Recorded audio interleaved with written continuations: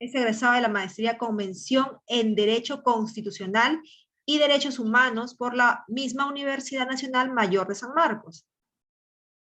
Asimismo, es egresado de la maestría empresarial por la Universidad Nacional Mayor de San Marcos, por la Escuela Universitaria de Posgrado de la Universidad Nacional Federico Villarreal. Es importante mencionar que es asesor jurisdiccional del Tribunal Constitucional del Perú y también es miembro activo de la Asociación Peruana de Derecho Constitucional. Estudió también el curso de Derechos Fundamentales y Globalización impartido por la Escuela Complutense de Verano de la Universidad Complutense de Madrid, España.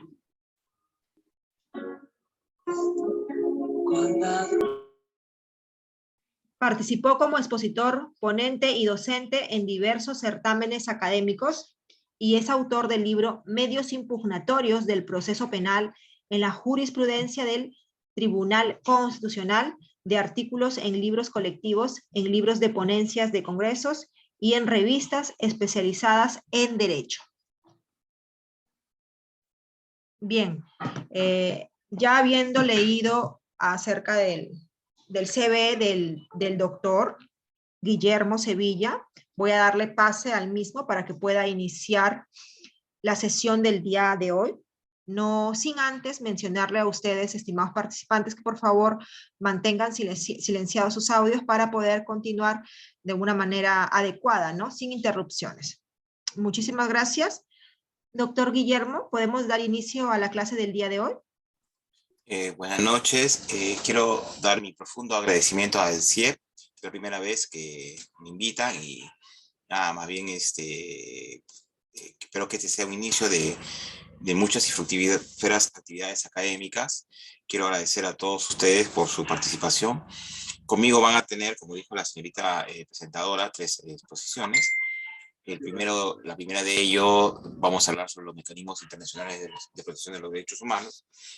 Quizás ya ustedes han visto en las anteriores clases de derechos humanos sobre algunos conceptos que quizás los vamos a mencionar o los vamos a comentar de nuevo. Cuando hablamos pues de mecanismos internacionales de derechos humanos, protección de derechos humanos, considero que primero debemos referirnos al concepto de derechos humanos. ¿Sí? ¿Qué son estos? Son el conjunto de derechos civiles, políticos, económicos, sociales, ambientales y culturales de todas las personas de todo el mundo en todas las circunstancias.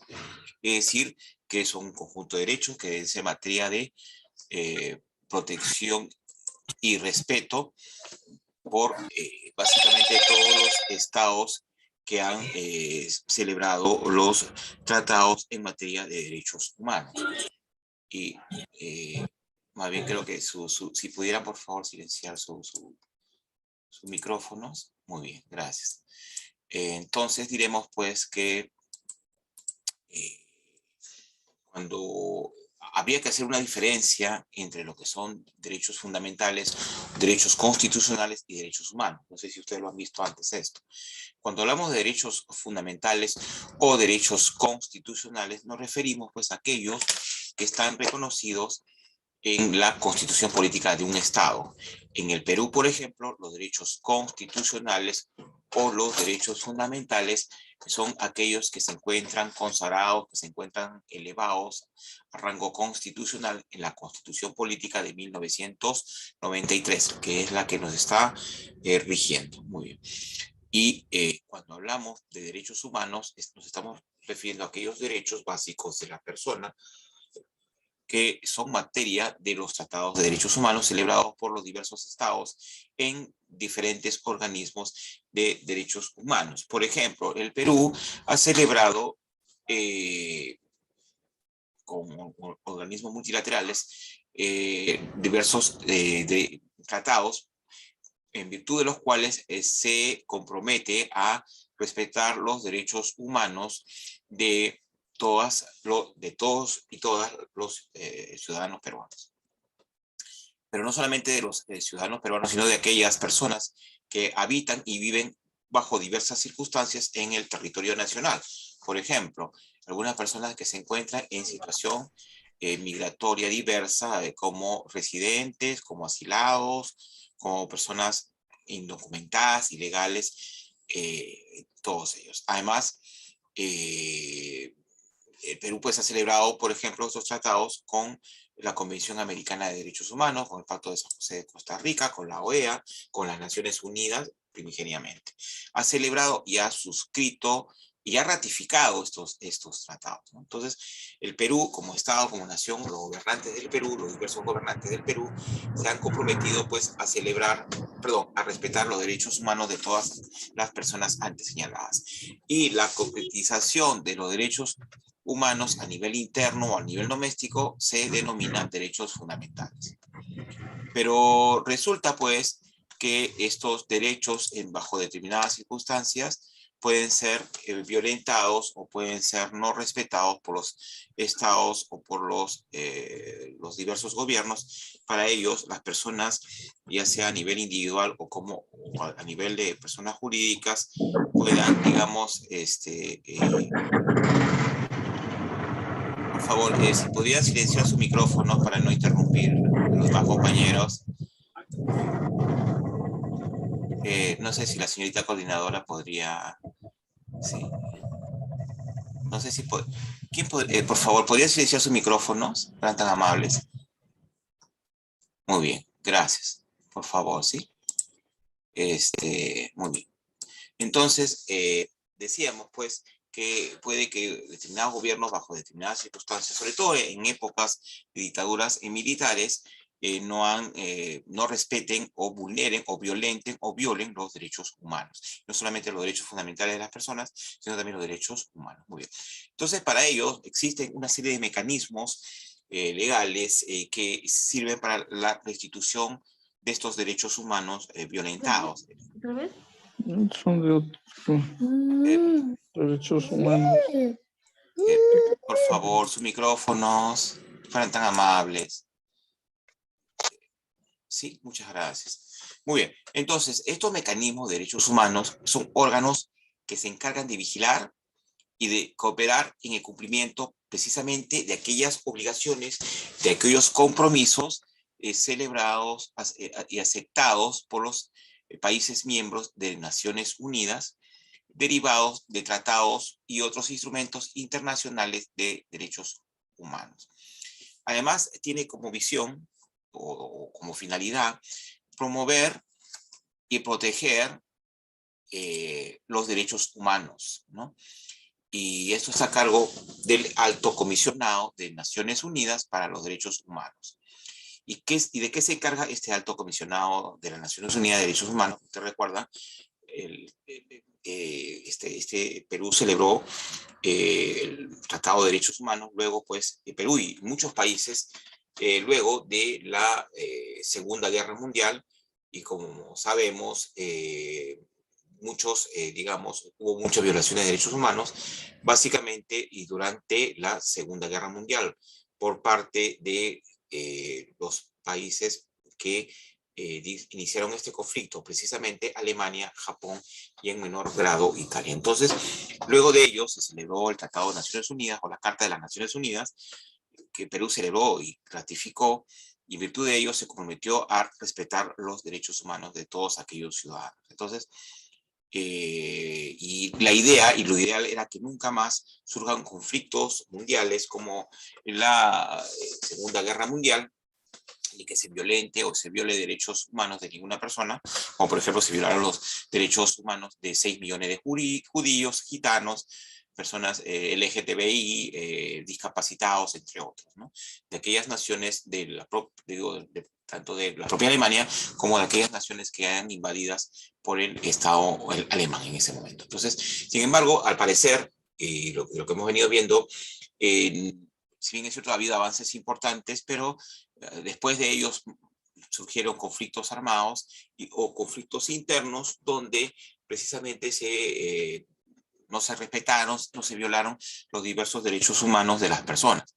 Tenemos, por ejemplo, el conflicto de Bosnia-Herzegovina, el Medio Oriente, mismo China, aunque China no han celebrado este tratado, China mismo, Corea del Norte, y otras naciones, por ejemplo, se dice que en Cuba o se dice que en Venezuela mismo se violan los derechos humanos. Muy bien. Entonces, las Naciones Unidas pues creó un alto comisionado que proporciona servicios de secretaría técnica, asesorando y apoyando a estos mecanismos de supervisión y vigilancia de los derechos humanos en el sistema de Naciones Unidas.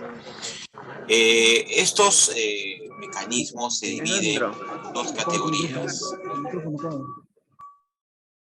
Órganos basados en la Carta de las Naciones Unidas, a la cual nos hemos referido, a la cual muchas naciones, al igual que el Perú, lo celebraron, y los órganos creados en virtud de tratados internacionales de derechos humanos. Es decir, que se encarga pues de vigilar, de promover el respeto de los derechos, pero no solamente, bueno, los derechos humanos que ha celebrado el Perú y otras naciones con diversos organismos de derechos humanos. Los mecanismos basados en la Carta de las Naciones Unidas, tenemos, por ejemplo, el Consejo de Derechos Humanos, que sustituyó a la Comisión de Derechos Humanos en el 2006. Luego tenemos el examen periódico universal, que es un proceso establecido en el año 2006, y los procedimientos especiales, compuesto por 41 relatores y grupos de trabajo acerca de un tema o sobre un determinado país. Tenemos una serie de órganos creados en virtud de estos tratados, y también hay 9 órganos de tratados que supervisan la aplicación de los principales tratados internacionales de derechos humanos. Es decir, repito que estos órganos se encargan de supervisar el cumplimiento de derechos humanos. El primero de ellos es el Comité de Derechos Humanos, que por sus siglas se denomina CCPR. Este Comité de Derechos Humanos es un órgano compuesto de expertos independientes que supervisa la aplicación del Pacto Internacional de Derechos Civiles y Políticos por sus estados partes. Es decir, que existe pues este organismo internacional denominado Pacto Internacional de Derechos Civiles y Políticos, el cual los estados han celebrado, ratificado, como el Estado peruano. Entonces se encarga este comité de que se aplique y que se apliquen los derechos humanos previstos precisamente en este pacto. ¿Cuál es la labor de este comité? Se encarga pues de promover, es decir, de promover, de difundir, de educar sobre el disfrute de los derechos civiles y políticos, resultando en numerosos cambios en la legislación, políticas y prácticas. Los derechos civiles y políticos, derechos de todos los derechos que tienen básicos las personas, políticos, lo que ustedes ya sabemos, ejercicio del poder político, de poder ser elegidos y poder elegir, ¿no? Libremente. Entonces, este trabajo ha mejorado la vida de muchas personas en todas partes del mundo. Hemos dicho, ha tenido avances significativos a pesar de aquellas otras situaciones que hemos señalado antes. Y continúa esforzándose por garantizar que todos los derechos civiles y políticos garantizados por el pacto puedan ser disfrutados en su totalidad y sin discriminación, por todas las personas sin disección. Es decir, sin discriminación de qué tipo, de origen étnico-racial, de temas de género, por temas religiosos, temas económicos o de cualquier otra índole. Muy bien. Después tenemos el Comité de Derechos Económicos, Sociales y Culturales, por sus siglas CESCR, que es un órgano también compuesto por 18 expertos independientes que supervisa la aplicación del Pacto Internacional de Derechos Económicos, Sociales y Culturales por parte de sus estados partes, de todos en general. Es decir, repito, los estados suscribientes frente a aquellos ciudadanos que habitan en su territorio. El pacto contempla derechos económicos, sociales y culturales como el derecho a una alimentación adecuada. pero parece que este derecho, o sea, si bien es cierto, está garantizado, está establecido en pactos, en la práctica no se cumpliría, ¿no?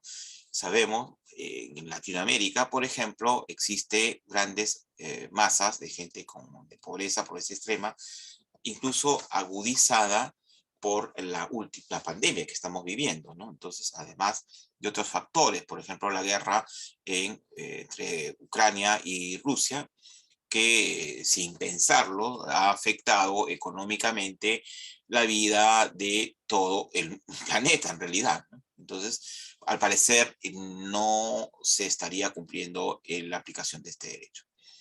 Luego, a una vivienda adecuada, digna, que tampoco no se cumple, sobre todo como podemos ver en nuestro país, donde el tema de vivienda sigue siendo un tema irresuelto realmente, ¿no?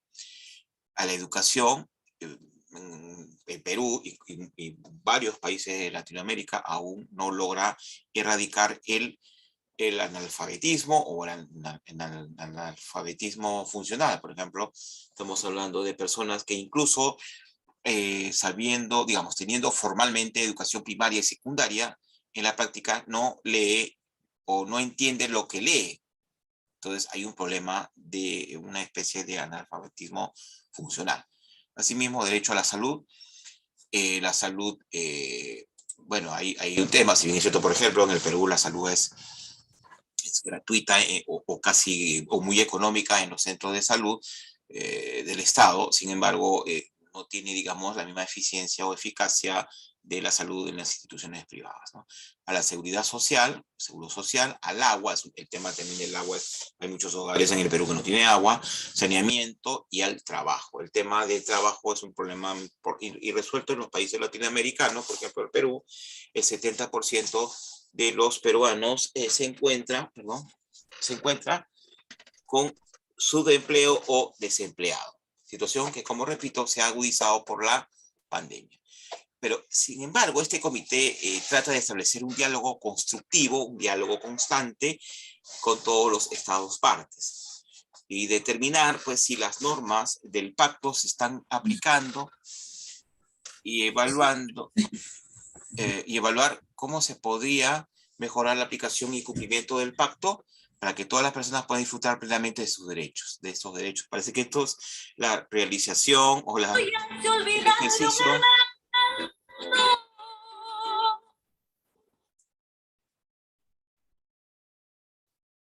Gracias.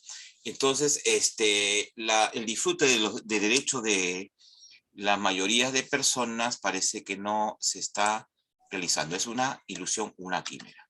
Luego tenemos el Comité para la Eliminación de la Discriminación Racial, que por sus siglas se denomina CERD.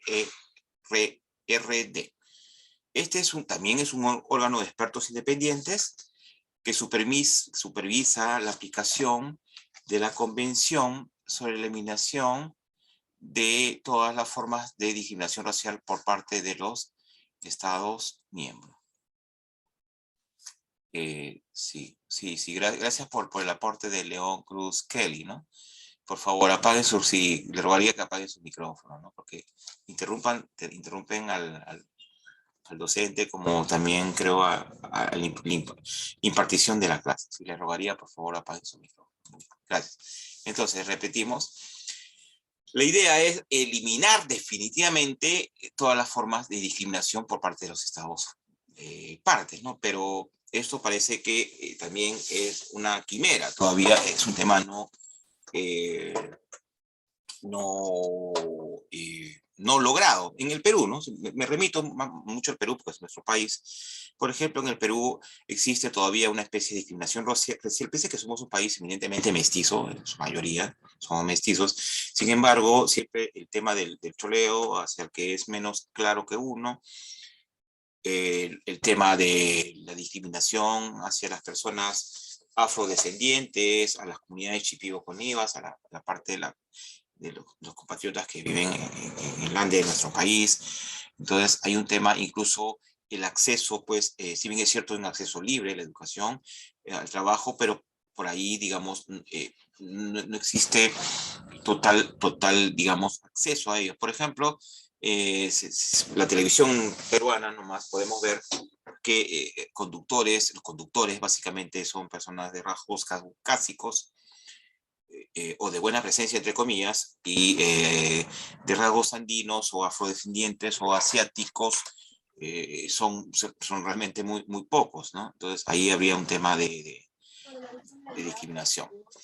La discriminación racial sigue siendo pues un obstáculo para la plena realización de los derechos humanos. Yo creo que es uno de los problemas más álgidos, ¿no? En Brasil, por ejemplo, me decían que si bien es cierto, los afrodescendientes, que son un buen sector de la población, tienen acceso a educación, pero les ponen las barreras tan altas para que no puedan aprobar, ¿no?, los cursos en la universidad. Ha habido progresos, sí es cierto, en algunos ámbitos. Sin embargo, continúan las exclusiones, las restricciones basadas en la raza, bueno, o etnia se podría denominar.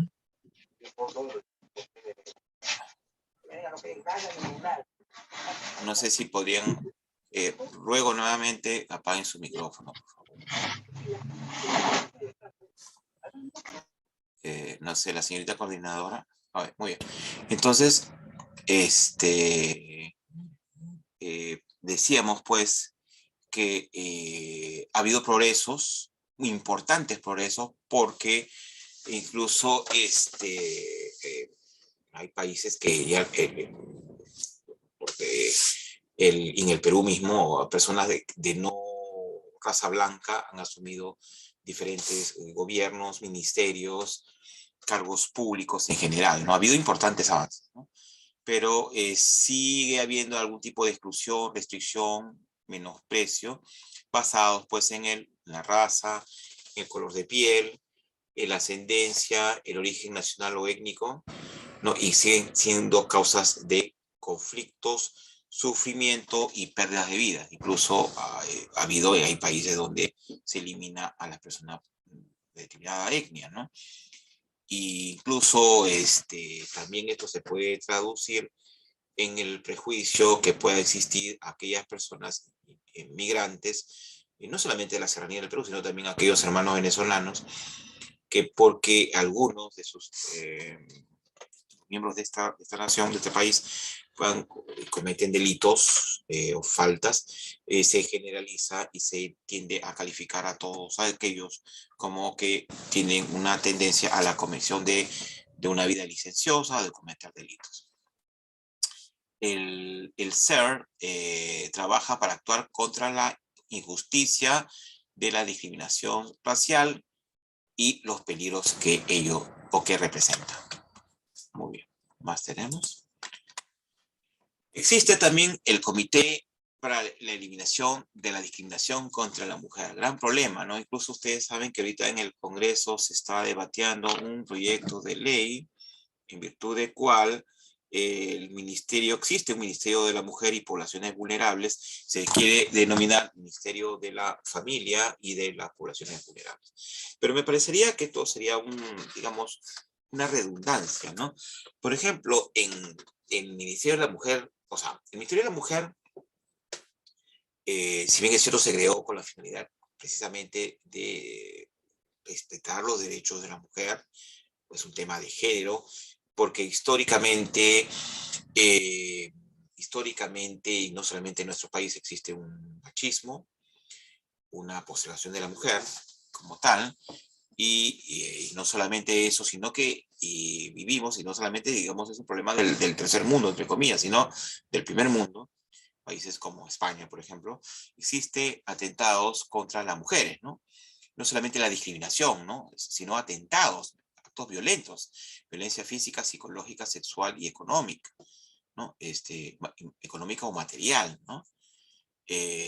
Contra la mujer y por parte precisamente de sus familiares, su cónyuge, entre otros, e incluso el acoso hacia la mujer que todavía no ha sido erradicado, en el Perú al menos. Entonces, el tema es de que se creó en el Perú, en virtud de cumplimiento precisamente de estas normas, la ley 33.304, que no me recuerdo la norma. A ver, vamos a buscar para darles el dato preciso. no vayamos a la ley, exacto, 30.000, ley de, a 33.364, ¿no? Sí, 33.364, que es una norma promovida precisamente por el Estado peruano con el fin de prevenir, erradicar y sancionar toda forma de violencia contra la mujer por su condición de tales, contra las mujeres por su condición de tales y contra los integrantes del grupo familiar producida en el ámbito público o privado. Entonces, digamos, se creó precisamente, pues la mujer, hemos dicho, por una cuestión de supuesta o creída superioridad del varón, se cree superior a la mujer, cosa que no es cierto, todos somos iguales, pero digamos, en virtud de ello se la discrimina, no se le da oportunidades educativas, laborales, aunque ha habido avances importantes en nuestro país, sin embargo sigue un tipo de discriminación y además los actos de violencia que hemos señalado. Entonces la ley se creó precisamente para crear juzgados de familia, en virtud de los cuales se pretende no solamente erradicar o reducir los actos de violencia, sino también emitir medidas de protección y medidas cautelares que están previstos en la ley, en su reglamento, ¿no? Y que las dicta el juzgado de familia, encargado de ello. A la par que en sede penal se va a investigar y se va a sancionar a los responsables, porque estos actos de violencia, muchos de ellos constituyen también la comisión de delitos y faltas. Faltas, por ejemplo, de violación sexual, puede ser lesiones leves o lesiones, otro tipo de lesiones, en fin, una serie de delitos, u homicidio en grado de tentativa, por ejemplo, ¿no? Entonces, en el Perú se ha avanzado tanto en la ley, en las medidas de protección a favor de la mujer, de los integrantes del grupo familiar, y en sede penal, en modificaciones en el Código Penal. Por ejemplo, el delito de homicidio, en el caso de la mujer, se denomina delito de feminicidio, que tiene penas más graves que el delito de homicidio propiamente dicho. Entonces, cuando se habla de integrante del grupo familiar, no solamente estamos hablando de la mujer, puede ser varones, ¿no? Pero que tengan cierta vulnerabilidad o cierta situación de dependencia, o sufran el dominio del agresor. Por ejemplo, menores de edad, varones y mujeres, personas mayores, adultos mayores, varones y mujeres, personas con discapacidad, con dependencia económica, entre otros. Entonces, digamos, eso habría que pensarlo bien si cambiarlo a, el Ministerio de la Familia y Poblaciones Vulnerables. Cuando hablamos de poblaciones vulnerables, son aquellos miembros precisamente del grupo familiar. Entonces, parecería que sería una redundancia, ¿no? Entonces, podría quedar como mujer e integrante de grupo familiar. Bien, entonces, este comité, que también es un órgano de expertos de Naciones Unidas, dependiente, supervisa la aplicación de la Convención sobre la eliminación de todas las formas de discriminación contra la mujer. Por sus siglas, pues en inglés se llama CEDAW, ¿no? Comité de CEDAW, de la CEDAW, que está formado pues por 23 expertos en derecho de la mujer de todo el mundo.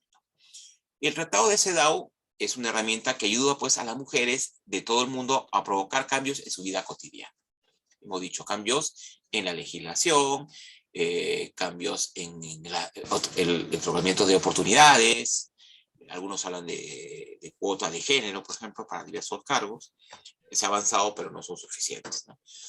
Y, por ejemplo, en los países que ha ratificado el tratado, como el Perú, la CEDAW ha demostrado ser inestable pues, para oponerse a los efectos de la discriminación, que incluyen la violencia, la pobreza, la violencia que hemos dicho, ¿qué tipos? ¿Se acuerdan? Violencia física, psicológica, sexual y económica o material. También la pobreza, porque hay cosas que confluyen, ¿no? Mujer y pobre, por ejemplo. Y la falta de protección legal. En el Perú hemos avanzado felizmente con la protección legal, ¿no? Junto con la negación de la herencia, los derechos de propiedad y acceso al crédito. Estos últimos, repito, son los denominados actos de violencia material o económica. Luego tenemos el Comité contra la Tortura, CATS, y el protocolo facultativo de la Convención contra la Tortura y otros tratos o penas crueles, inhumanos o degradantes, ¿sí? El Comité de las Naciones Unidas con la Tortura monitorea el cumplimiento de las obligaciones de los Estados partes, entre ellos el Perú, de la Convención contra la Tortura y otros tratos o penas crueles, inhumanos, degradantes. ¿Qué consiste este tipo de tortura? Puede ser tortura física y psicológica, ¿no? Básicamente, por ejemplo, podría darse por parte de funcionarios del Estado. En este caso, ¿de quién? Por ejemplo, de la policía, ¿no? Felizmente, al parecer, en el Perú se está erradicando ello, pero antes había la práctica que para obtener una confesión se aplicaba estos tipos de tortura física, psicológica, de diversos tipos inimaginables, ¿no? Entonces, digamos que la idea es que se monitoree, que este comité de expertos también, dependientes, monitoree el cumplimiento de estas normas. El CAT se creó de conformidad con el artículo 17 de la Convención contra la Tortura y es uno de los 10 órganos creados en virtud de los tratados vinculados a las distintas convenciones de derechos humanos. Entonces, incluso en el Perú tenemos un código procesal penal, el nuevo código procesal penal aprobado en virtud del decreto legislativo 957, que es un código, digamos, garantista, donde de alguna manera, ustedes habrán visto, otorga mayores derechos hacia, o reconoce derechos hacia la parte, para mí más débil del proceso penal, que es el inculpado. Entonces, este es un código garantista, pero no perfecto, no exento de errores, como toda obra humana. Muy bien. Ya sabemos, ¿no? La tortura física es diversos castigos, ¿no? Electricidad con látigo, utilizando perros, incluso se mezclan con actos de violencia, de violación psicológica, por ejemplo, ponerle el volumen alto de un parlante a una persona que está detenida, hasta doblegarla. Y luego tenemos, o amenazarla a ella o a su familia, trasladarlos, por ejemplo, del lugar de capuchados, etcétera, para lograr su confesión o su ablandamiento. Luego tenemos el Comité de los Derechos del Niño, por sus siglas CRC. Este es el órgano también de 18 expertos independientes que supervisa la aplicación de la Convención sobre los Derechos del Niño por parte de los Estados miembros. Cuando hablamos de niños, nos estamos refiriendo evidentemente a los niños y a las niñas. Es decir, incluso podría comprenderse a los adolescentes, comprendidos hasta que cumplan los 18 años, los 17 años, exactamente.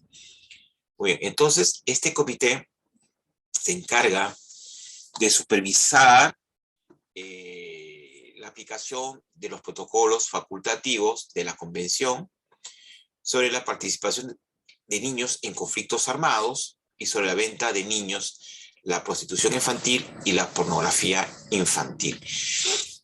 Donde en Latinoamérica, bueno, participación de niños en conflictos armados parece que ya no se ve, ya no existe aparentemente.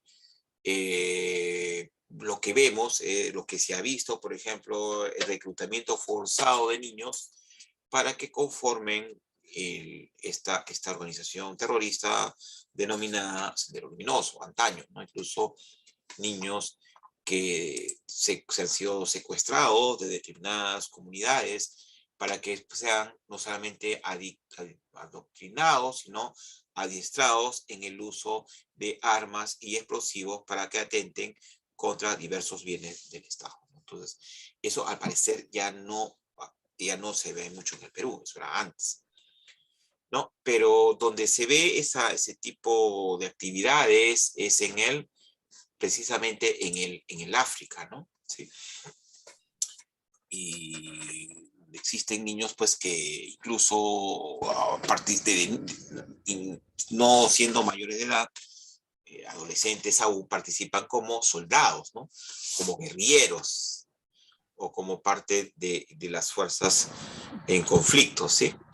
Utilizando armas, ¿no? Cuando ese niño o niña debe ser precisamente no solamente protegido, sino también educado, ¿no? Recibir educación, mejor dicho. Muy bien. Pero también, y quizás eso suceda en el Perú, no lo tenemos tan claro, pero sí en Latinoamérica existe realmente todos los días, no sé si ustedes han visto en los medios de comunicación, secuestran o se buscan niños o niñas, adolescentes, y eso parece que es pan de cada día, ¿no? Incluso para qué, ya sabemos qué finalidades puede ser, ¿no? Para la trata de personas, ¿sí? La trata expresada en, por ejemplo, venta o explotación de menores, o no solamente secuestrados o raptados, sino también, digamos, aprovechando de su situación de vulnerabilidad, sus problemas económicos, se les secuestra para o se les seduce, por así decirlo, para que presten determinadas labores, digamos, o por ejemplo, explotación sexual, ¿no? Y es sabido, sobre todo en la selva peruana, niñas, jovencitas, menores de edad, que son trasladadas hacia otras regiones del Perú, como Tacna, para la prostitución de carácter o de naturaleza turística, por decirlo así, ¿no? Y además, o para la trata por fines de explotación laboral,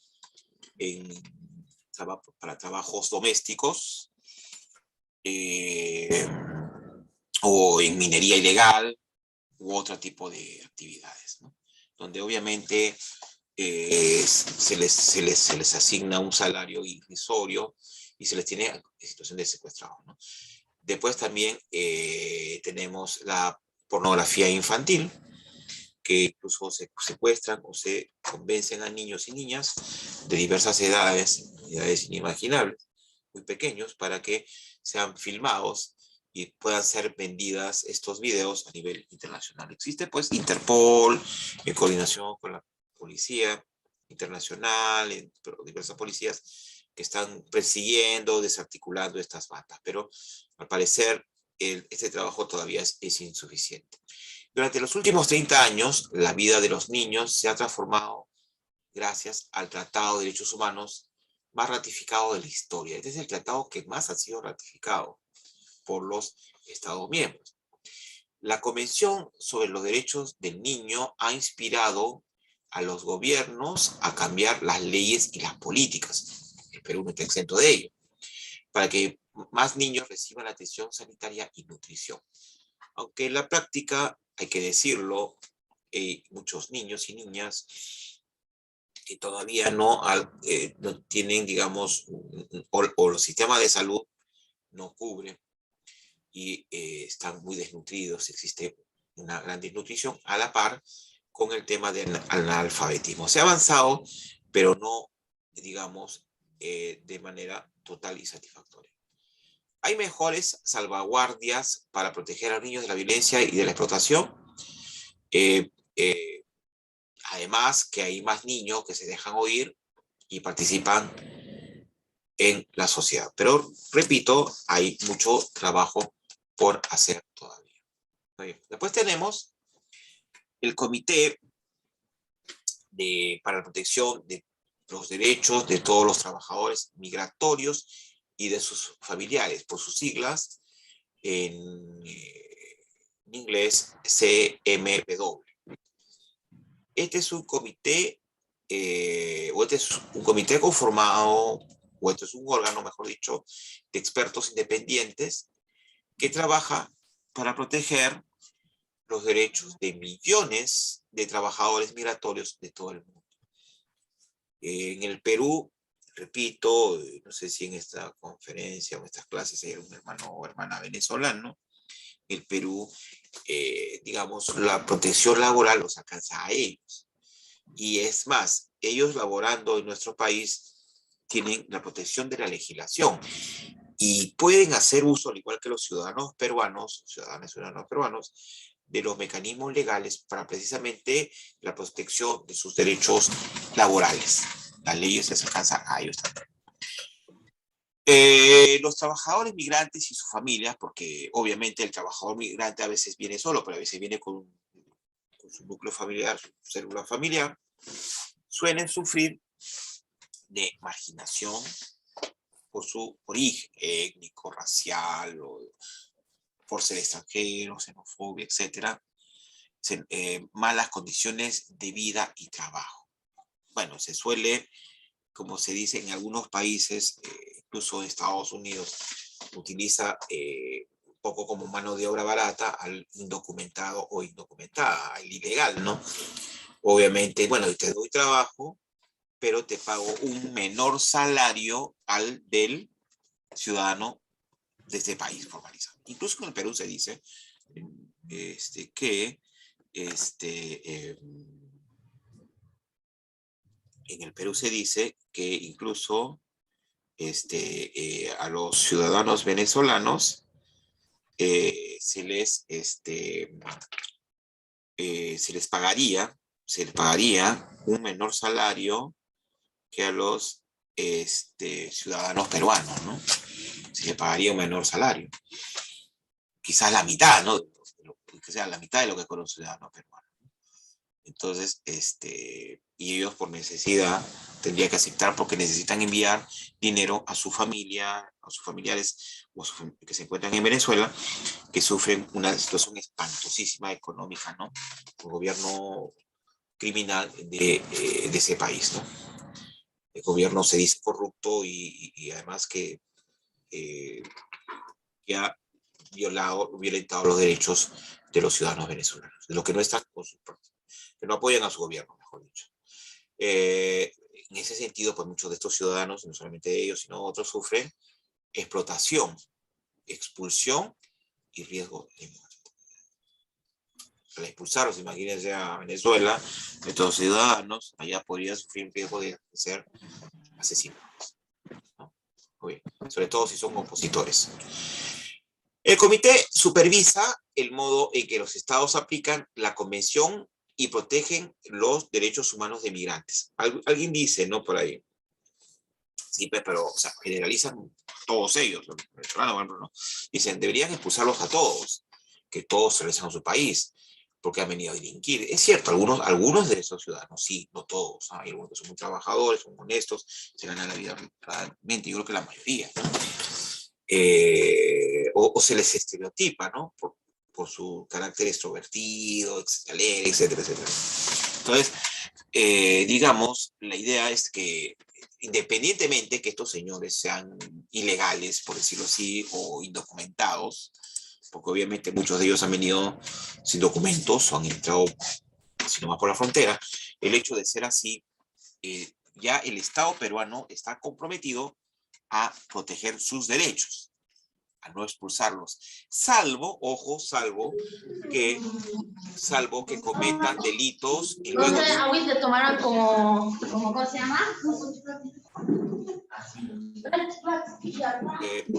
Por favor, su micrófono. Cucharitas, muerte.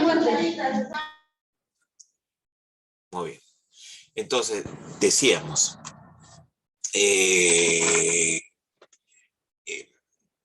nos corta la legislación, lamentablemente. Por favor, les ruego que apaguen sus micrófonos.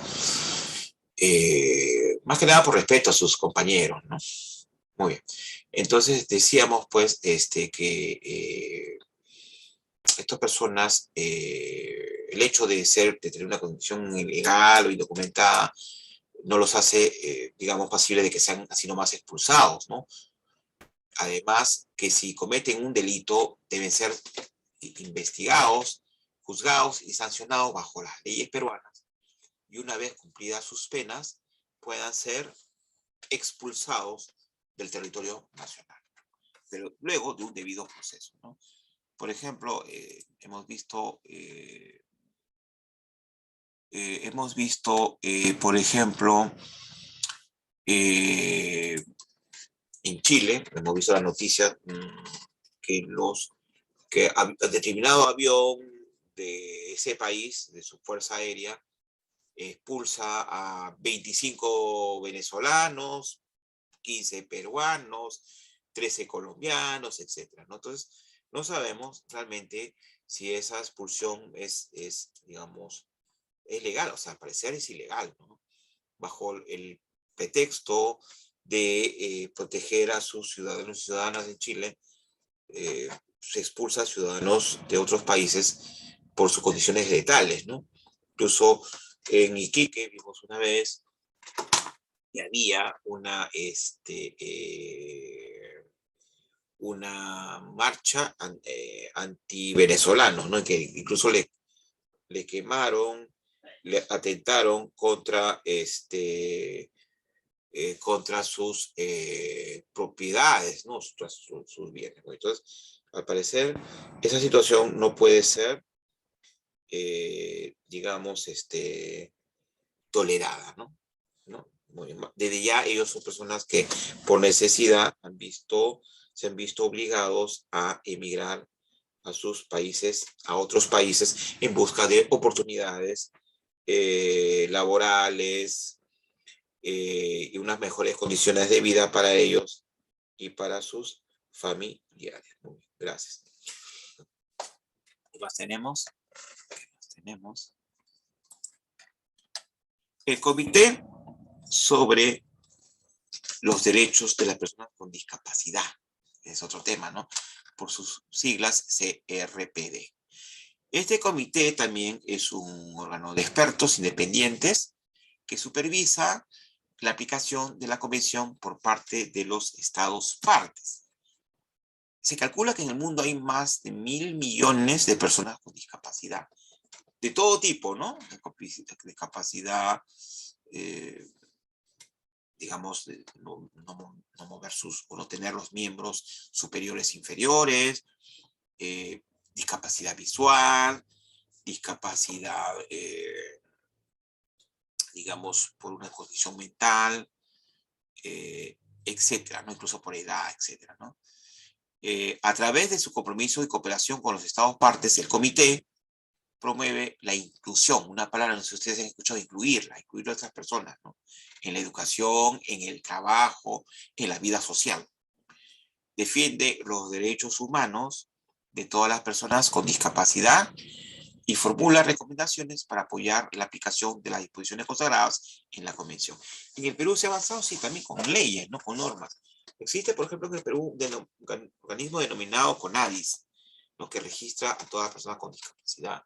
Incluso en el Perú hay leyes promovidas donde estas personas incluso tienen asientos preferenciales en los buses de transporte público, atención preferencial en diversas instituciones públicas y privadas. Hay una cola para ellos, ¿no? Aparte de cola para las personas de tercera edad. Entonces, digamos, hay políticas gubernamentales que se tienen que traducir, no solamente en este tema, sino en todo lo anterior, en leyes efectivas, en leyes positivas. Entonces, digamos, sí hay un avance, incluso en las diversas calles de la ciudad de Lima, en algunas del interior del país, rampas de acceso a estas personas a diversas instituciones, ¿no? Rampas que existen incluso en veredas, ¿no? Entonces, donde estas personas puedan circular. Pero aún todavía estas personas, hay los avances, todavía no son protegidas totalmente en sus derechos. Bueno, entonces deben tener acceso a la educación, al trabajo, personas, dependiendo pues de las facultades que tengan. Muy bien, tenemos también el Comité sobre la Protección de todas las personas contra las desapariciones forzadas, por sus siglas CED. Sí, CED. Muy bien. Siglas en inglés, obviamente. También es un órgano de expertos independientes que supervisa la aplicación de la Convención Internacional para la Protección de todas las personas contra las desapariciones forzadas por sus estados partes. Hasta aquí, como ustedes pueden ver, durante el desarrollo de los comités existen, pues, digamos, convenciones, pactos de protección de los diversos derechos, ¿no? Gracias. Este comité y su secretaría se esfuerzan diariamente para apoyar a las víctimas, a las organizaciones de la sociedad civil, las instituciones nacionales de derechos humanos y los estados en la búsqueda y localización de las personas desaparecidas. Asimismo, fomentar políticas de erradicación, de castigo, prevenir este delito y reparar los daños infligidos a las víctimas. Por ejemplo, en el Perú, en el nuevo Código Procesal Constitucional, por la próxima semana vamos a hablar sobre los derechos fundamentales, sobre la protección a través de instrumentos procesales, vamos a hablar un poco de ello. Existe en el nuevo Código Procesal Constitucional, donde en su artículo 33, referido a los derechos en materia de protección por el habeas corpus, nos habla, por ejemplo, de el derecho a... acá está, un segundo, por favor. Derecho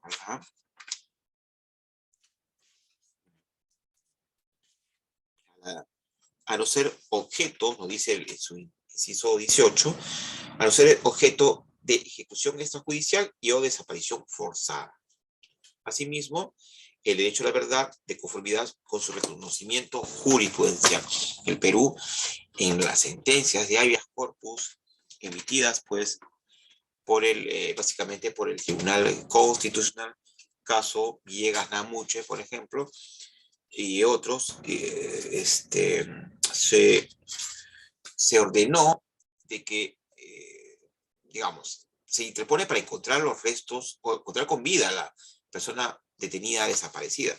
Pero si no es posible encontrarla con vida, encontrar sus restos para darles sepultura, ¿sí? Y además, no limitándose a ello, se investigue, se sancione a los responsables de estos actos de detención, desaparición.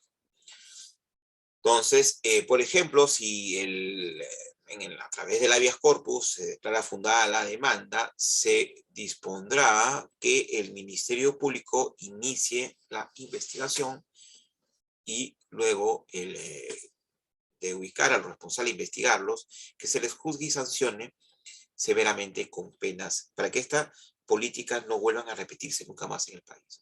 Las sentencias constitucionales tienen finalidad didáctica. Entonces, hay otro caso, Ramos Shell, creo, un argentino, también, la sentencia más reciente del Tribunal Constitucional, donde este señor con discapacidad, y miren, era una persona discapacitada, fue detenida por la policía de Miraflores, etcétera, ingresó a una comisaría, salió y por ahí desapareció, y al parecer, ojo, al parecer, los responsables, yo no digo porque todavía no ha sido materia de juzgamiento, los responsables serían efectivos policiales, de la Policía Nacional. La persona con discapacidad que hizo una especie de escándalo, por ahí lo detuvieron y desapareció. Entonces, además, en esa sentencia se dispuso que se le registre en el registro de las personas desaparecidas, el Ministerio del Interior, ¿no? Para que pueda ser ubicada, ¿no? Entonces, y además, la idea es reparar los daños infligidos a la víctima, ¿no? La reparación puede ser moral o puede ser también económica, ¿no? Moral a través de un reconocimiento o alguna, levantar un busto, o económica a través de una reparación civil, por ejemplo, ¿sí? En el Perú, felizmente, y en muchos países de Latinoamérica, pero no así en el mundo, es cada vez menos, prácticamente en extinción, la detención y desaparición de personas, ¿no? Eso fue parte, digamos, de la política del Estado, del Estado peruano, digamos, de excesos, de determinados excesos, digamos, no como una política realmente, no como una política institucional, hay que decirlo, sino como algunos excesos, a mi entender, a mi modesto entender, por parte de efectivos policiales militares, de detener y desaparecer sobre todo a los miembros de las comunidades andinas, campesinas y a estudiantes universitarios. Muy bien. ¿Hasta aquí tienen algunas preguntas al respecto? ¿Quieren participar, comentar? ¿No están de acuerdo de repente con lo que hemos dicho?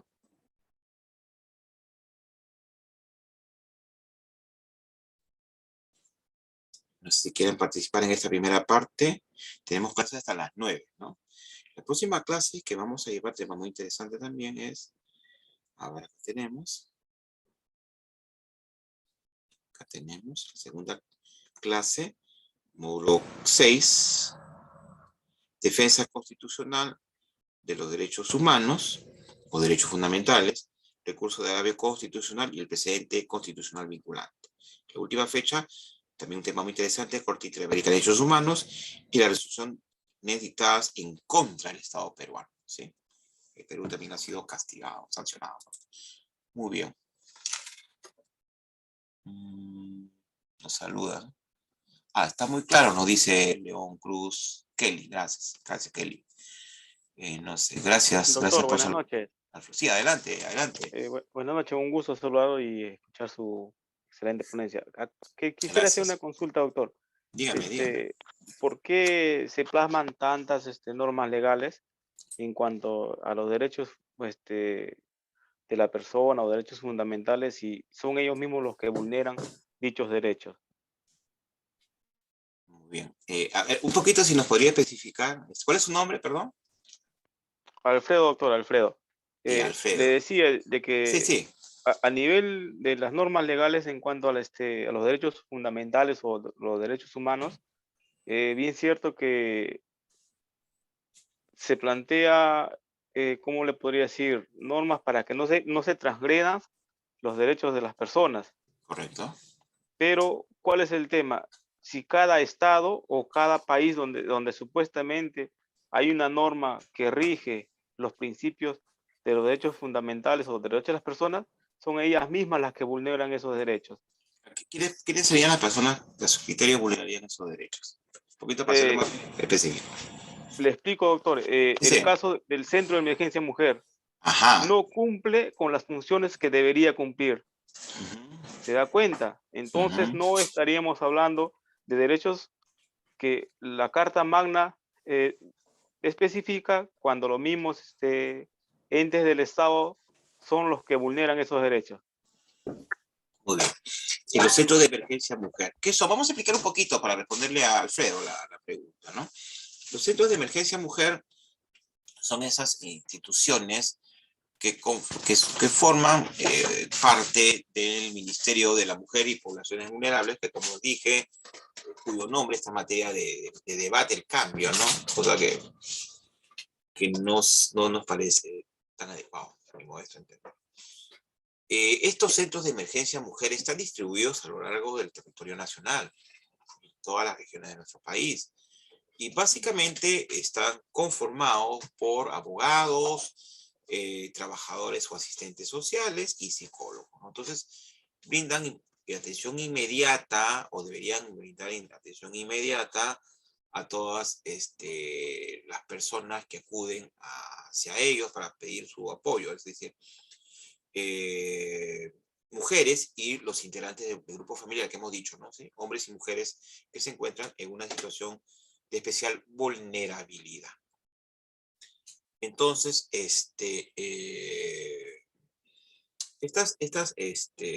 estos centros brindan atención legal para interponer pues, las denuncias por los actos de violencia familiar. Hemos dicho qué tipo de violencia.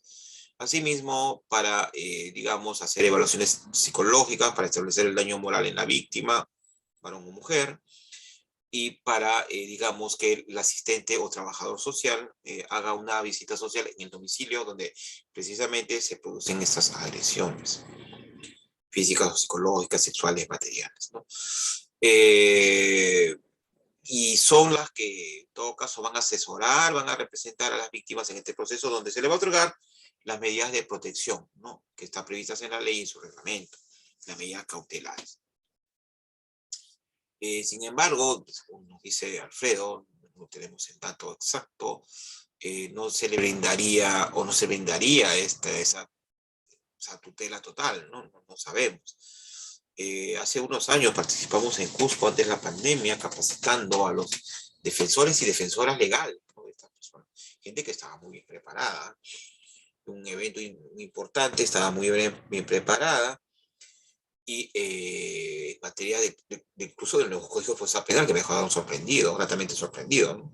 Entonces, no sabemos, de repente habría, como dice Alfredo, algunos casos donde estos centros no cumplirían su labor. No lo sabemos, sería bueno averiguar los datos, ¿no? Pero en principio, como institución, sirve para esas funciones, ¿no? Entonces, a través de ellos se puede interponer una denuncia ante la Policía Nacional, ante la Fiscalía Penal de Familia, ante los juzgados de familia para que se otorgue las medidas de protección y medidas cautelares a la víctima, ¿no? No sé si con eso respondemos la pregunta. Ay, disculpen, nos salimos. Creo que alguien más quiere comentar, me parece. Doctor, Por el buenas chat. noches. Soy Kelly. Adelante, buenas noches, ¿sí? Doctor, haciendo un hincapié y dando una pequeña crítica, lo que estaba... Un poquito, si puede decirme su nombre y subir su volumen, si fuera tan amable, colega. Ya, doctor.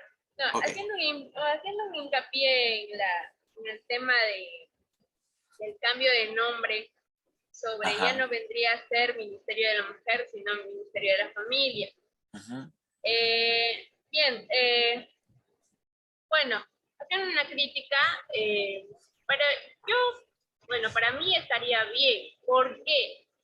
Porque si bien es cierto, hay ciertas situaciones donde también quien queda afectado también es el hombre, ¿no? Uh-huh. Pero Exacto. por ser el hombre, por ser hombre, a veces tiene miedo, tiene vergüenza y no se va a denunciar. ¿Por qué? Uh-huh. Porque piensa de que se van a burlar y figurativamente, pues en la realidad es que sí, tanto mujer como varón se burlan del género contrario, ¿no? Se burlan diciendo, ¿cómo vas a ir a denunciar de la agresión que te dan? Bien, entonces yo sí estaría de acuerdo que se cambie de nombre. ¿Por qué? Porque ya no estaría defendiendo solamente a un solo género, sino estaría defendiendo a ambos. Y sucesivamente también a los pequeños del hogar. ¿Por qué? Porque conforman una familia.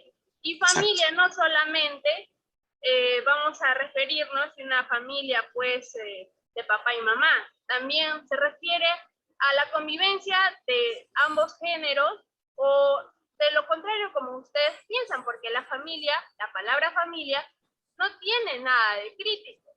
¿Por qué? Porque se refiere a cualquier orden o a cualquier reunión familiar. ¿Bien? Uh-huh. Muy bien. Muchas gracias. ¿Cuál es su nombre, perdón? Kelly León. Kelly León, que ha estado participando. Bien, Kelly, ¿de qué ciudad nos está, se está comunicando? Yo ahorita estoy en Puerto Maldonado. Conozco esa hermosa ciudad. Una vez estuvimos por ahí en un congreso en la UNAMAR sobre derecho general, ¿no? En la Universidad UNAMAR. Una linda ciudad de gratos recuerdos antes de la pandemia. Muy bien. Sí, ciertamente lo que dice usted es verdad, ¿no? O sea, cuando se habla la función del ministerio no solamente está dirigida hacia la mujer, sino también a los integrantes del grupo familiar. Ya hemos dicho, quiénes son, hombre o mujer. Incluso, y la violencia no tiene género. ¿Puede provenir una mujer hacia un varón? Sí. pero que exista una situación de poder y de dependencia. De poder de parte de quién, de, por ejemplo, varón o mujer hacia la otra persona, que puede ser varón o mujer también, y de dependencia, ¿no? Algún dominio, entonces sí se puede, o pueda que la víctima, que pueda ser varón, puede ser una persona de 80 años, una persona con una vulnerabilidad, una persona muy mayor, con enfermedades, a la vez confluyen los temas, o puede ser un menor de edad, entonces, pero habría que verlo bien, porque al hablarse de integrantes de grupo familiar, estamos hablando de la familia, ¿no? Entonces, mujer e integrante de grupo familiar, ¿no? Pero básicamente, en gran medida, este ministerio también está dirigido o está destinado a proteger a la mujer, ¿sí? A la mujer. Entonces, en ese sentido, por ahí la denominación. Pero importante, digamos, que se genere un debate y habría que ver también en otros países cómo se ha solucionado ese impasse. No sé, ¿alguna otra pregunta para pasar a la segunda parte de la clase de día de hoy? Y ya en la parte final podrían hacer algunas preguntas. Gracias por sus valiosas e importantes opiniones. Si son distintas a la mía, en buena hora. Tenemos una situación de tolerancia, obviamente, y en el debate se van construyendo las ideas, ¿no? En la tolerancia, en el pluralismo. Muy bien. Ahora seguimos.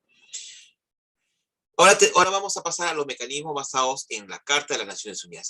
Hemos dicho ya, Naciones Unidas son aquellos, pues, esa carta celebrada después de terminada la Segunda Guerra Mundial en 1948, 108 naciones, si no mal recuerdo, en inicio, y después la han ratificado.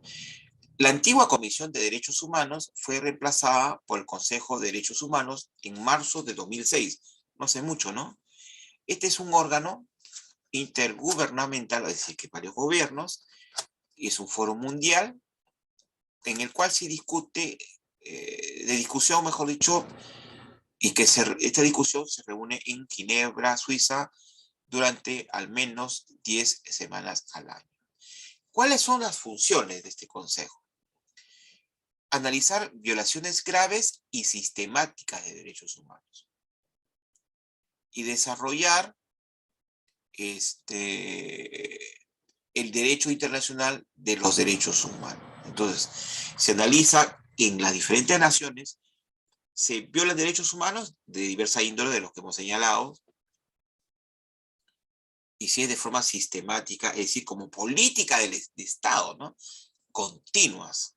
¿Y qué se va a hacer para erradicar o minimizar estas violaciones? Y asimismo desarrollar, fomentar o ampliar el derecho internacional de los derechos humanos, que esa es la denominación correcta. Este es un consejo, este es un órgano subsidiario de la Asamblea General de Naciones Unidas, compuesto por 47 estados, miembros de Naciones Unidas, elegidos por un periodo inicial de 3 años y no más de 2 periodos consecutivos. Está compuesto por el Alto Comisionado de Naciones Unidas para los Derechos Humanos, por sus siglas ACNUD, y que presta servicios de Secretaría Técnica a las reuniones del Consejo de Derechos Humanos. ¿Qué organiza este consejo? Foros especiales, conferencias, y cuenta con otros órganos que brindan asesoría legal, tales como el Comité Asesor, que puede promover mejoras y estudios, el Grupo de Trabajo sobre el Derecho al Desarrollo, y el mecanismo de expertos sobre los derechos de los pueblos indígenas, históricamente marginados también, y el foro sobre las cuestiones de las minorías de diversa naturaleza, ¿no? LGTBI, minorías étnicas y de diversa índole. Existe un examen periódico universal. Este es el mandato más nuevo del Consejo de Derechos Humanos, creado en marzo de 2006. por la misma resolución que estableció el Consejo. Procedimiento novedoso que involucra la revisión del cumplimiento de las obligaciones y compromisos en derechos humanos de cada uno de los 192 miembros de las Naciones Unidas cada 4 años. Tenemos 192 miembros de Naciones Unidas, estados, entre ellos el Estado peruano. Entonces, va a revisar si estos estados miembros están cumpliendo realmente las obligaciones y compromisos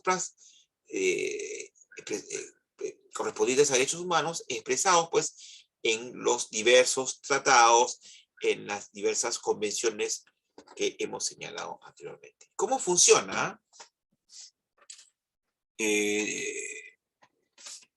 En un ciclo que comienza con una información que prepara el Estado sometido al examen en su informe nacional. Es decir, uno de los 190 estados está siendo, puede ser denunciado, entonces este estado elabora una especie de informe o de descargo, ¿no? Es decir, ¿estás cumpliendo o no, estado o nación, con estos derechos humanos para los cuales te has comprometido?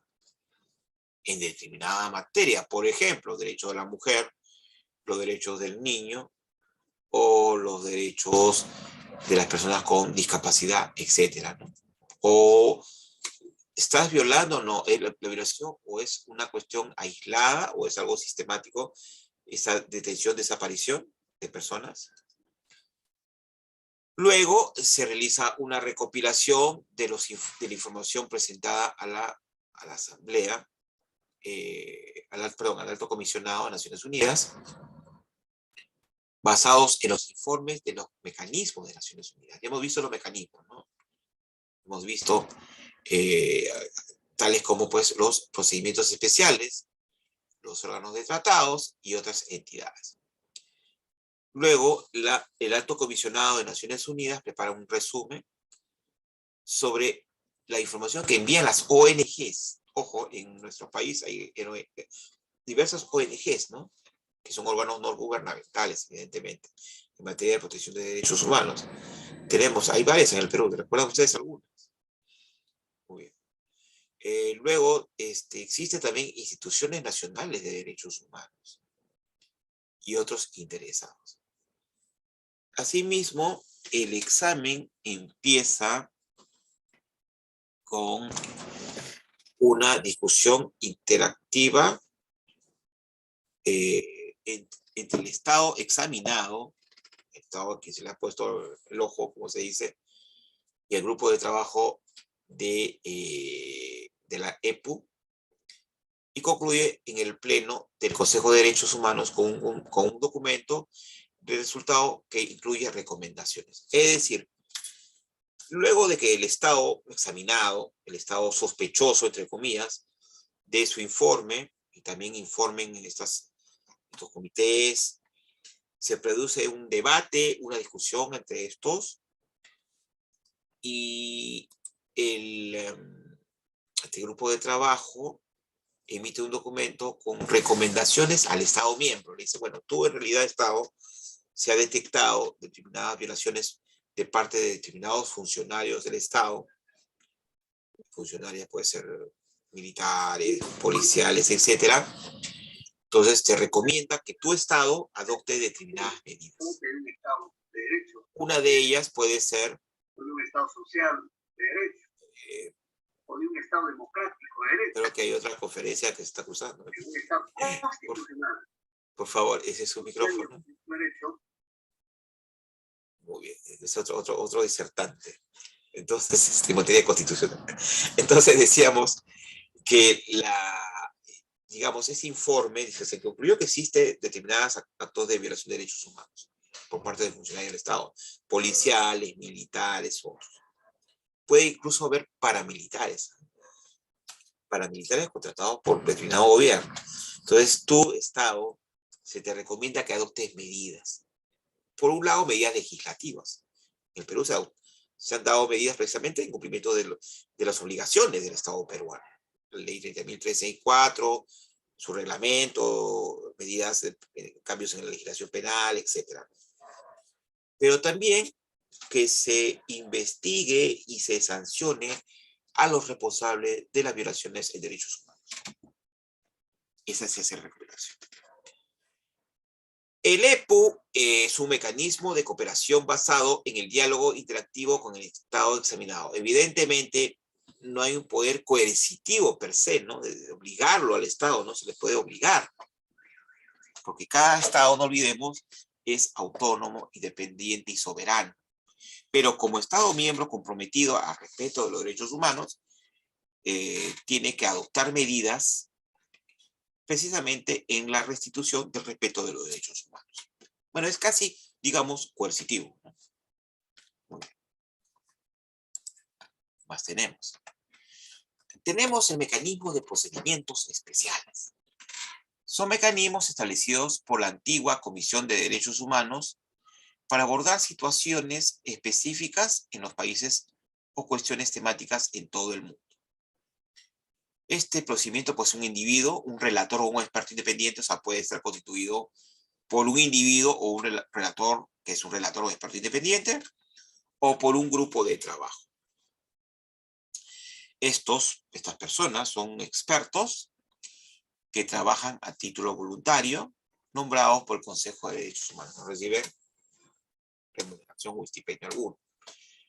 ¿Y cuál es su función o el mandato que estas personas reciben y que deben cumplir? Examinar, supervisar, asesorar e informar públicamente acerca de situaciones de derechos humanos en países o territorios específicos, conocidos como mandatos por país. No, es decir, examinan, revisan, supervisan, asesoran y asesoran, incluso asesoran al gobierno de determinado país, como respetar los derechos humanos.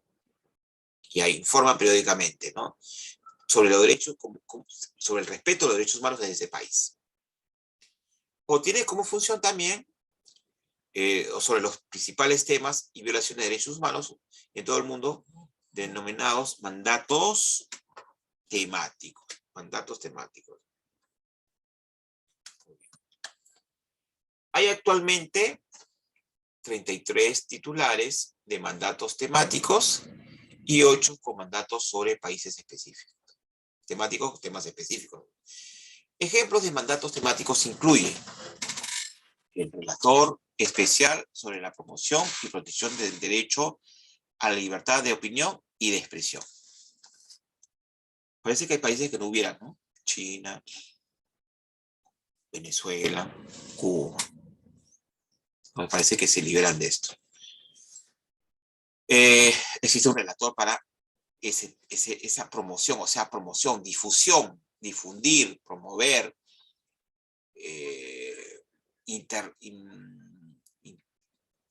digamos,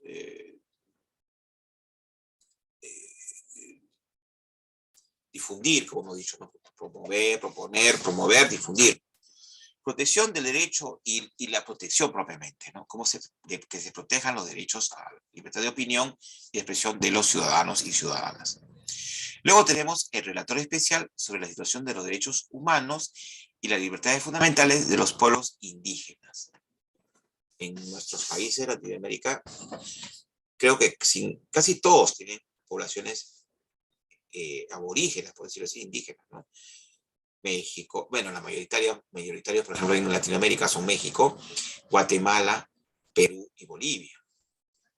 En menor grado, Ecuador, Colombia, Chile, Argentina, Brasil. Entonces, estos pueblos históricamente originarios, incluso podrían seguir siendo marginados. Luego tenemos el relator especial sobre la vivienda adecuada, cosa que todavía en el Perú no se cumple. Representante especial de la Secretaría, del Secretario General sobre la situación de los defensores de los derechos humanos. ¿Quiénes son los defensores de derechos humanos? Que incluso pueden ser perseguidos, ¿sí? ¿Quiénes son? Los miembros de las organizaciones no gubernamentales. no gubernamentales, instituciones defensoras de derechos humanos. En Perú existe la famosa APRODE, ¿no? La APRODE, en la Universidad de San Marcos, mi alma mater, había el famoso taller de derechos humanos. No sé si es que sanmarquinos de acá se acordarán, ¿no? Incluso taller de fotografía de derechos humanos, que fotografiaba los actos de violación de derechos humanos. Incluso la violación de derechos humanos no solamente puede ser por el Estado, también creo yo por entes particulares, ¿no? Incluso por grupos guerrilleros asados en armas terroristas paramilitares. Luego, el experto independiente sobre la cuestión general sobre la cuestión de los derechos humanos y la extrema pobreza. En el Perú existe extrema pobreza, lamentablemente, incrementada, agudizada por la pandemia y por la situación económica y otros factores que en general. Y luego, relator especial sobre el derecho a la educación. La educación, ya hemos dicho hace unos minutos, es todavía un tema por realizar. Analfabetismo funcional, falta de acceso a la educación. Hay una propuesta gubernamental de ampliar, digamos, las vacantes en las universidades del Estado, pero si desde ya las universidades están en crisis, en problemas, ampliarle más vacantes, que puede sonar ideal, pero en la práctica contraproducente. El grupo de trabajo sobre desapariciones forzadas. Lamentablemente hay todavía esa práctica. Relator especial sobre el derecho a la alimentación y el grupo de trabajo sobre la detención arbitraria, ¿no? Detención y desaparición guardan relación. Muy bien. Todos estos expertos, estos relatores o grupo, informan al Consejo de Derechos Humanos sobre sus acciones en cumplimiento de su mandato. Promoción, difusión y defensa de derechos humanos, hemos dicho. Muy bien. Como que examinan a los estados siempre, ¿no? En algunas ocasiones son el único mecanismo que sirve para alertar a la comunidad internacional sobre ciertas cuestiones de derechos humanos. Porque a veces es tan fuerte, digamos, la opresión, la dictadura o el autoritarismo en un país, que estos son los únicos vehículos que pueden denunciar la violación de derechos humanos. El Alto Comisionado de Naciones Unidas les presta asistencia en recursos humanos, es decir, en personal, que los apoye, personal, incluso pueda constituirse en estos lugares, ¿eh? en bloco, como dicen, ¿no? Apoyo logístico, material e investigación en ejercicio de sus funciones, incluso recursos minerales. Órganos creados en virtud de los tratados, tenemos el órgano de tratados, desde que se adoptó la Declaración Universal de Derechos Humanos en 1948, Carta de Naciones Unidas, todos los estados miembros de la ONU han ratificado al menos uno de los principales tratados internacionales de derechos humanos y el 80% de esos estados ha ratificado 4 o más veces. No solamente celebrar el tratado, sino ratificarlo cada cierto tiempo. Los 9 órganos creados en virtud de los tratados internacionales de derechos humanos que hemos señalado están constituidos por comités de expertos independientes encargados de supervisar el cumplimiento y la aplicación de estos tratados. Ya nos hemos referido largamente en la primera clase, en la primera parte de la clase. Para ellos revisan informes que los estados partes remiten periódicamente sobre medidas que se hayan tomado para implementar la disposición del tratado. Es decir, en otras palabras, el estado es examinado, entonces dice, tu estado examinado, tienes que, te recomiendo que cumplas los tratados. ¿Cómo cumples? Hemos dicho, ¿no? Perseguir, detener, investigar a los violadores de derechos humanos, sancionarlos, juzgarlos. Asimismo, emitir medidas legales, leyes, procedimientos, instituciones, por ejemplo, el Ministerio de la Mujer y Poblaciones Vulnerables, comentado, ¿no? Es una institución dada en virtud de la implementación, aplicación y cumplimiento de los derechos humanos. Y tiene que informar a los estados periódicamente, ¿no? ¿Qué has hecho? ¿Has emitido normas? ¿Has creado instituciones? ¿Has investigado, sancionado la violación de derechos humanos? ¿Qué avances has tenido, Estado miembro? Luego, tras realizar estas gestiones, el comité aprueba lo que generalmente se denomina observaciones finales. Entonces, en esas observaciones finales, respecto a estos estados miembros, el estado miembro examinado, ve aspectos positivos para la implementación de las medidas que hemos señalado. Ha sido positivo, se avanzó a la legislación, se investigó, se creó instituciones, etc. No se continuaron, no, se disminuyeron la violación y la persecución de determinadas personas, opositores, por ejemplo, al gobierno. Pero también en estos informes finales, el comité señalará qué obstáculos tuvo el Estado para la aplicación de esos tratados. ¿Qué obstáculos, no? Materiales, logísticos, estructurales, sociales, etc. Asimismo, y los ámbitos en que el órgano del tratado recomienda tomar medidas adicionales. Bueno, ¿quieres estos obstáculos, estas dificultades? Entonces te recomendamos que adoptes otras medidas adicionales para cumplir precisamente ese tratado.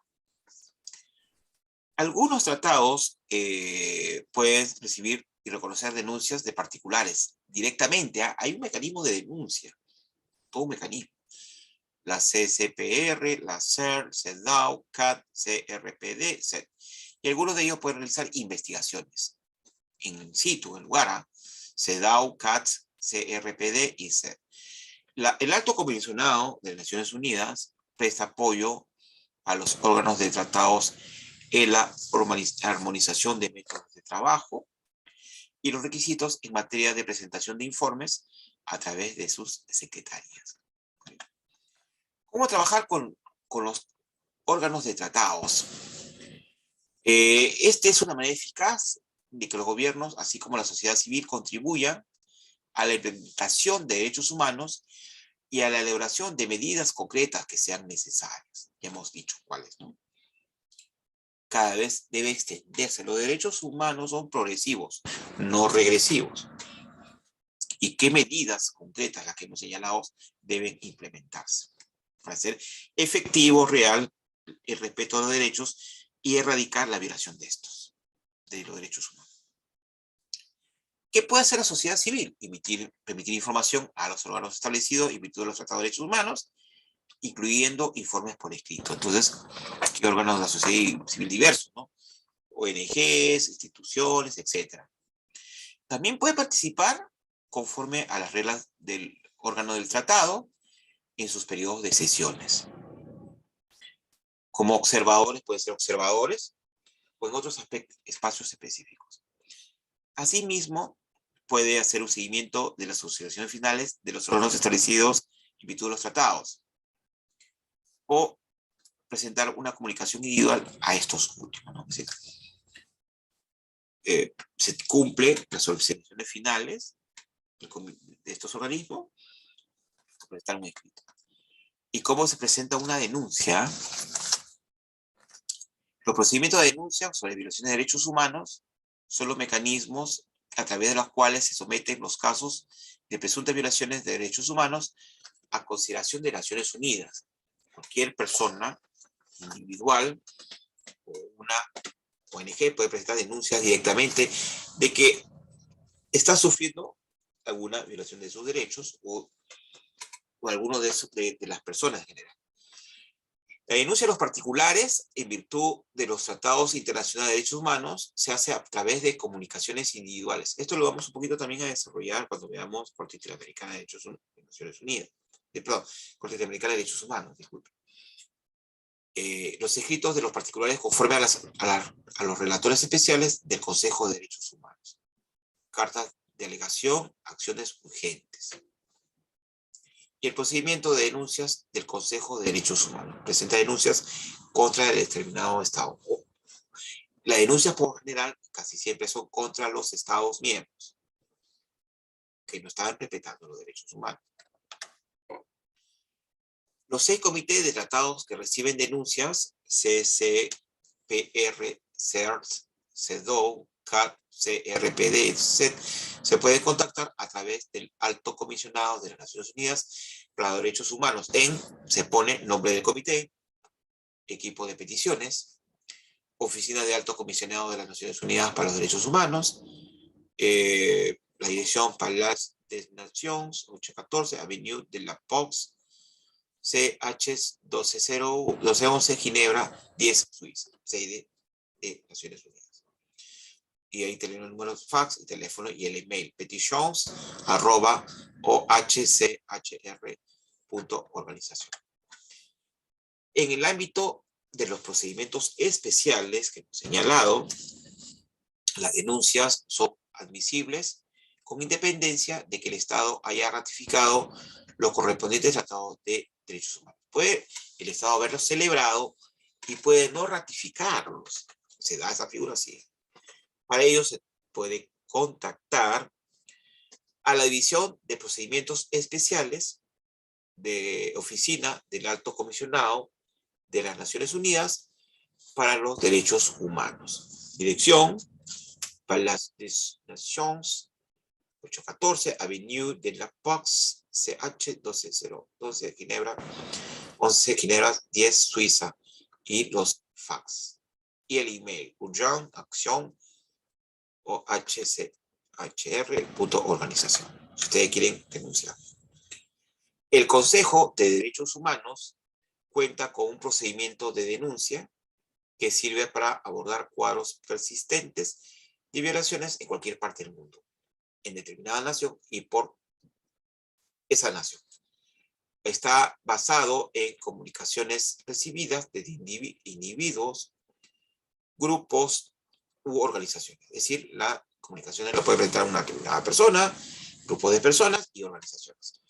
Se puede realizar una denuncia en el ámbito del Consejo de Derechos Humanos contactando a la subdivisión del Consejo de Derechos Humanos, procedimiento de denuncias, la Oficina del Alto Comisionado de las Naciones Unidas para los Derechos Humanos, Palais des Nations, 814, Avenue de la Pox, CH 1211, Ginebra 10, Suiza, y el fax más el email.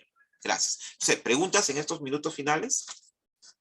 Les dejo mis datos para que ustedes me puedan contactar si quieren hacer una consulta, una anotación, algún comentario. ¿Qué opinan sobre en el Perú? ¿Qué piensan ustedes? ¿Se respeta? ¿Se han logrado avances sobre derechos humanos? ¿Hay retrocesos? Doctor, buenas noches. Sí, ¿qué opinan? ¿Quién me escribe? ¿Kelly, creo? Doctor, buenas noches. Sí, la escucho. Les... ¿Aló? Sí, ¿quién me está? ¿Quién interviene, por favor? ¿Aló? El Barrio de la ciudad de Iquitos. Ah, mucho gusto, la linda y calurosísima Gracias, doctor. ciudad. Gracias por todos sus conocimientos. Estuve por allá en septiembre del año pasado, no sé si me vieron por ahí. Ay, doctor, hemos tenido una pandemia terrible en Iquitos. Sí, bueno, yo fui después de la pandemia. Sí, doctor, Estuve sí. en una actividad académica, en linda ciudad, muy calurosa y con grandes amigos. Muy calurosa. Nos han dicho 3 días de friaje, pero aquí hace más calor que frío. Además que la comida, bueno, fabulosa. Sí, adelante. Le quiero hacer una pregunta. Siempre se ha escuchado, doctor, decir que los derechos humanos son progresivos, ¿no? Son progresivos. Exacto. ¿Ya? Y nunca regresivos, porque siempre se tiende para hacia adelante para lograr mejores beneficios para el ser humano, ¿no? Exacto. Pero en materia laboral, doctor, en materia laboral, eso no se cumple, por ejemplo, en el caso de las personas que han sido cesadas ilegalmente, de manera irregular de sus labores. A pesar de que la sentencia dice, por ejemplo, que se ha reconocido que hubo un, ¿cómo se llama? como un abuso de poder de las autoridades de la época, ¿no? A sacarle a personas, a muchas personas de sus labores en la administración pública. Pese a que la sentencia ha hecho ese reconocimiento, no se le reconoce su tiempo de servicio, por ejemplo. No se quiere reconocer el tipo de servicio de las personas que han dejado de laborar por 9 años aproximadamente, otros más, ¿no? Sí, sí, sí. Luz, ¿me dijo su nombre? Elba Ríos, doctor. Elba Ríos. Elba, muy bien. Espero ir por allá y personalmente dictar una conferencia por allá. Yo dicto Derecho Constitucional y Derechos Humanos también, ¿no? Ay, qué sí, bonito, sí. doctor. Gracias también por su interesante pregunta. Ciertamente, los derechos humanos son progresivos y regresivos. Y el derecho al trabajo es un derecho humano fundamental. Es un derecho Así es. reconocido por la OIT, que es una organización internacional de derechos humanos, o sea, del trabajo, ¿no? Entonces, realmente la idea es que exista mayor empleo, mejores salarios, reconocimiento de mayores derechos laborales, la incorporación de la persona, las mujeres, las personas con discapacidad a las labores, ¿no? Obviamente, por ejemplo, con discapacidad en la medida que puedan desempeñar las labores según su condición física, psicológica, ¿no? Iguales salarios entre hombres y mujeres por funciones similares, ¿no? Y ciertamente, lo que usted dice, puede haber algunos casos donde haya digamos, una regresión y entidades públicas o privadas no reconozcan derechos laborales. Por ejemplo, la figura del CAS, no sé si usted ha escuchado hablar. Sí, doctor, sí. En entidades del Estado, básicamente municipios y otras, existe CAS y existen el 728, el régimen laboral 728, el 276 y los contratados. Y créame que hay personas que cumplen funciones similares. Un CAS hace la misma función que una persona nombrada y puede recibir una remuneración menor o igual, pero no se le reconocen sus derechos laborales. Por ejemplo, derecho a qué? A los beneficios laborales, a lo que usted mencionaba, al CTS, a Así es, doctor. a la indemnización por despido arbitrario. En una sentencia del Tribunal Constitucional, última, no sé si usted la ha visto, se declaró fundada en parte, y respecto al tema de que determinados años que cumple un trabajador CAS, contrato de administración de servicios, recibe, digamos, una situación de permanencia en el trabajo, ¿no? Indeterminada, ¿no? Pero no se reconoció más derechos. Entonces yo creo que en el tema laboral es uno de los temas donde más injusticia se puede dar, ¿no? Incluso no es tanto que a los juzgados laborales son muy intuitivos, ¿no? Pero es más, y creo que en función de ello el Estado peruano aprobó una ley procesal del trabajo, que es una ley de avanzada, ¿eh? No sé si usted la ha visto, que se rige bajo los principios de oralidad y adversarialidad. Entonces, sí es una norma que es protectora, que permite proteger los derechos de los trabajadores, pero creo que lamentablemente hay una disparidad laboral y eso debe ser remediado, ¿no? Entonces, me parece que sí hay mucha tarea por hacer en el tema de los derechos laborales, pero también hay parásitos en la administración pública que tienen todos los derechos laborales, hay que decirlo también. Así es, doctor, de todo hay. De todo hay en la viña del Señor. No sé, ¿algunas otras preguntas? Bonos, nos dice aquí una colega. Sí, Gracias, adelante. doctor. Gracias. No sé si tienen otras intervenciones. Doctor, sí tengo una intervención. Ok, adelante. Sí, bueno, mi nombre es Sadat Martínez. Estoy participando en el curso desde la ciudad de Huancayo. Ah, linda ciudad también, que la voy hace años, ¿eh? Sí, doctor. Bueno, es un gusto estar en este diplomado, realmente muy interesante. Gracias. Hablando de derechos fundamentales, derechos humanos, del ser humano. Considero y creo que en estos momentos estamos, y en el Perú al menos estamos pues viendo a diario la vulneración a uno de los derechos fundamentales, que es el derecho a la libertad de información, de opinión, de expresión, y dando prácticamente desde que este gobierno asumió el maltrato a la prensa, a los periodistas, también a los medios. Sí, adelante. Creo que hubo una interrupción. Está interesante su intervención. ¿Ah? Sí, continúe.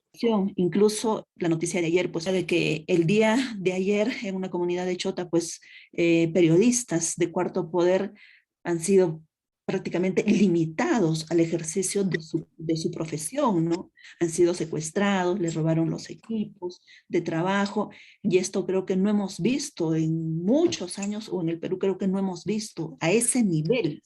Independientemente de que el gobierno, pues tampoco, al parecer, o se ve, ¿no?, que no le gusta declarar ante los medios de comunicación. Hay una limitación terrible al trabajo de los periodistas y de los medios de comunicación en general. Entonces, doctor, considero que se está vulnerando este derecho fundamental, y no solamente de los periodistas, ¿no?, sino también el derecho de la población a ser informado de lo que viene ocurriendo en el país.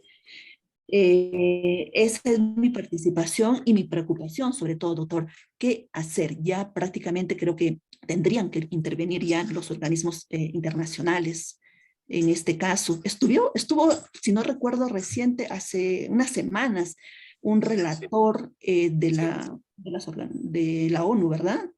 No recuerdo exactamente, pero ya es un síntoma, creo, que se está vulnerando y se está sintiendo ya pasando las fronteras, ¿no?, de nuestro país. Sí, doctor. Sí, gracias. ¿Cuál es su nombre? Me dijo, discúlpeme. Sadat Martínez. Sadat, muy importante su aporte.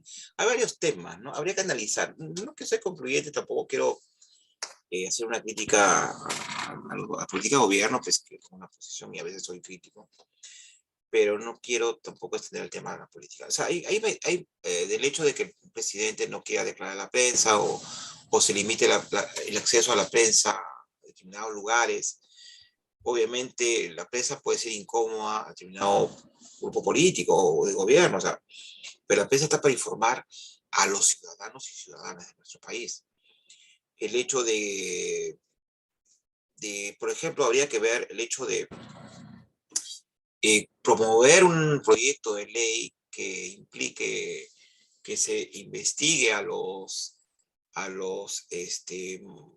magistrados para que no informen sobre algún proceso judicial ante la prensa.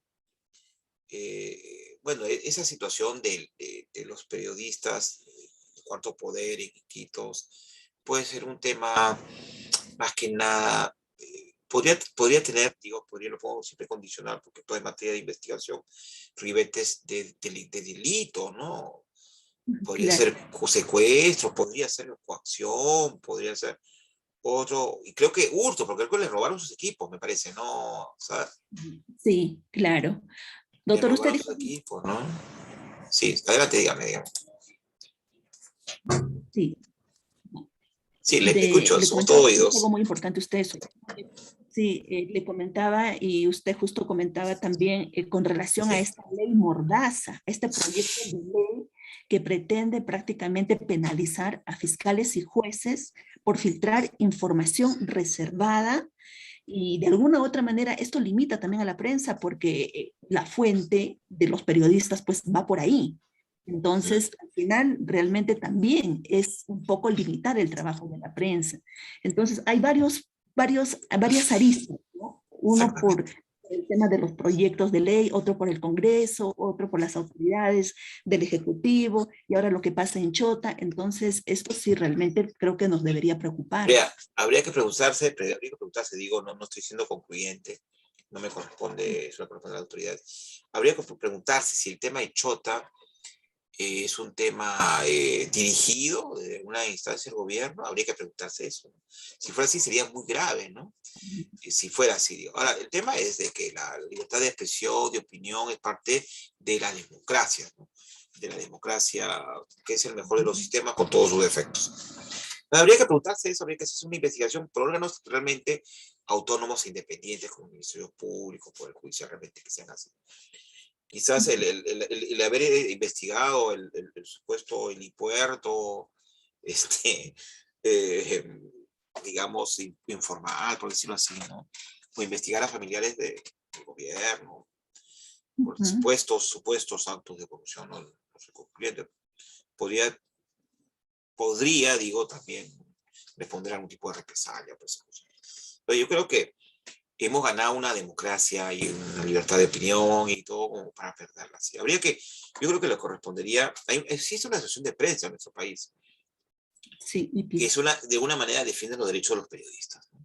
Y de derechos humanos de los periodistas también. O sea, acá hay un doble de derecho, ¿no? De los periodistas a ejercer su función y de los ciudadanos a mantenernos informados. Esto es parte de una sociedad democrática, transparente, plural.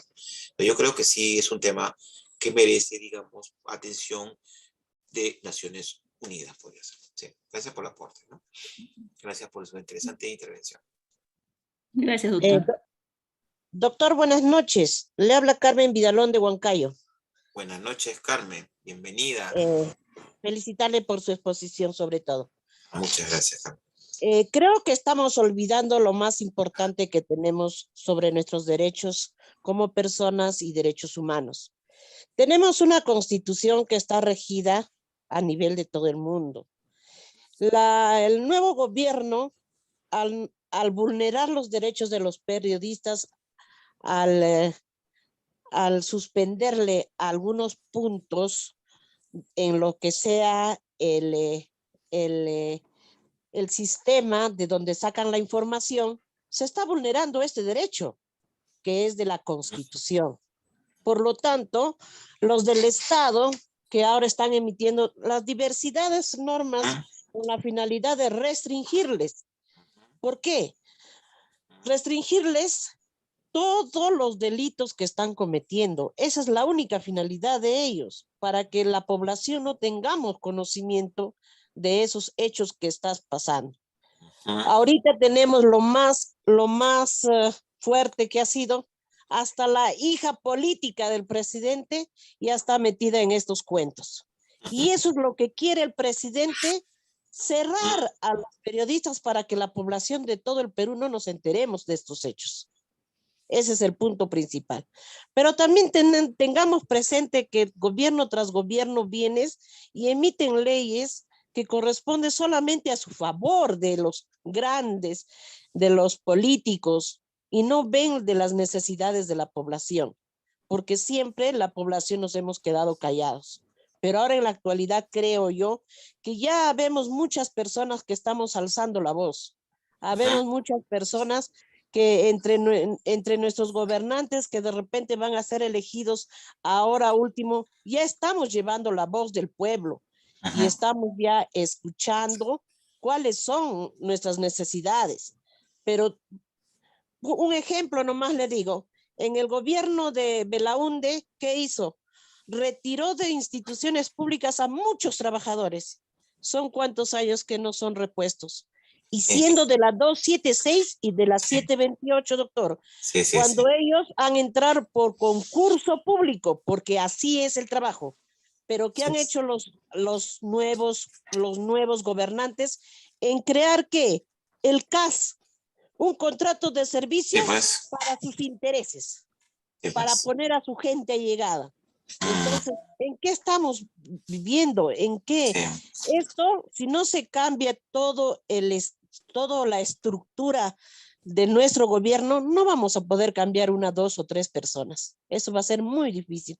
Pero sí tengamos presente que nuestros derechos nadie puede ser vulnerado porque tenemos una constitución. Exactamente. Que es ley de leyes. Gracias, doctor. Gracias, Carmen. Gracias.